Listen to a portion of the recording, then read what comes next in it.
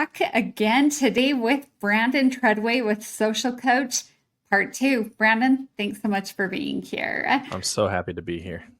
So, wanted to ask you something that I feel like you do exceptionally well with is keeping your authentic voice, even in social media. You have a couple of different channels. You obviously have something that's geared more toward your work at Social Coach, but then you also have something for your own personal interests. What's your recommendation for someone like me where, I'm trying on social, I just don't love it, but I feel like I need to, and I need to find that authentic voice. How do I do that? So the one of the biggest things that hurts a lot of creators is their inability to be authentic. And this is why I talk so much about consistency because um, consistency is so crucial to kind of getting comfortable with recording yourself, posting those things out there. And the more that you just post, the more that you're creating stuff, the more and more comfortable you'll get on camera, the more comfortable you'll get being your authentic self.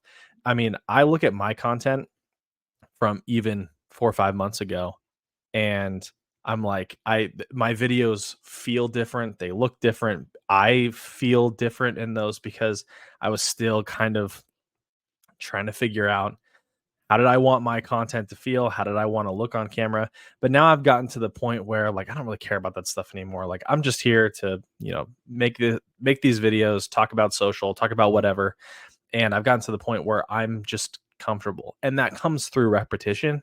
It doesn't come through anything other than just you do it enough to the point where you're like, oh, I'm comfortable doing this. But it's kind of like you just got to work out the kinks over time and you'll find the authenticity. But it's so crucial to do that because people can tell when you're being inauthentic on social media. It's like so clear and apparent through the screen. It's crazy.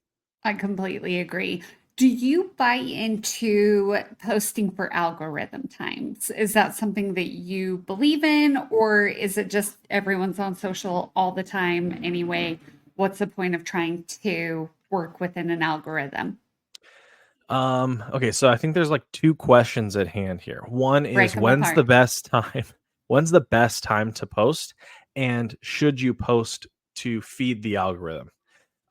My answer to the first one is anyone who is telling you that there's a specific time that you should post or a best time that you should post is lying to you. There is no best time to post. Everyone's on social 24/7. At least they can't tell you the best time to post. The only person who can decipher that is you. I have found the right times for me to post, and I've seen a difference in my engagement when I post earlier or later than kind of this 1 to 2 hour range that I tend to post in.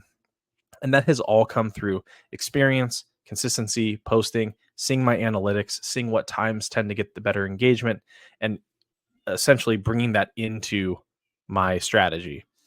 Um, but if I just went and followed, what X website says, like I'm probably going to be posting at a decent time and I'll get some engagement because, like you said, people are kind of just on there all the time. But for the most part, um, yeah, just post when it makes sense. But the second thing is don't post for algorithms, but post for your audience. When you post, you'll find out what your audience is interested in. Continue to post that kind of content that they're engaging with, and you'll find success. Don't worry about what the algorithm's doing. It's important to kind of keep track of what's performing well because that will give you an idea of your audience and the algorithms approval of what you're creating. But if you can follow what's working, you'll find success. Do you use any external apps outside of, say, Instagram's internal feeding of what their analytics look like? Do you use something else for TikTok? Do you have another app that you like to use, or do you just rely on the data that you're given within each app? So I use Social Coach to publish my content, which we have analytics built into the app, so you can see a number of things. We don't have all of the analytics, but if you want to get more granular on a lot of your items, you can go into the app and find those things. For me, when I want to get really specific, like in TikTok, I can see when my audience is online.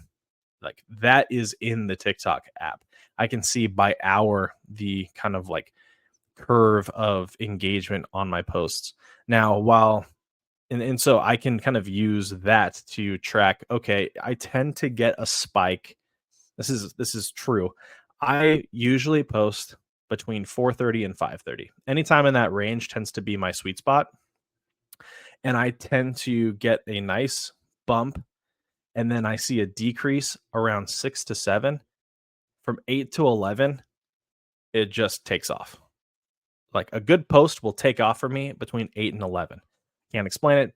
I'm not worried about explaining it. I think that it's mostly people just kind of like, 8 to 11 is this like 3-hour range of people going to bed at 11 o'clock, like from the East Coast down to the West Coast. And I use TikTok when I'm laying in bed. So I'm assuming that's what a lot of people are doing. So Amazing. Well, I'm sure we could go on and on about this, but we have to keep this in our tight time frame. So we may have to have you back for a part 3.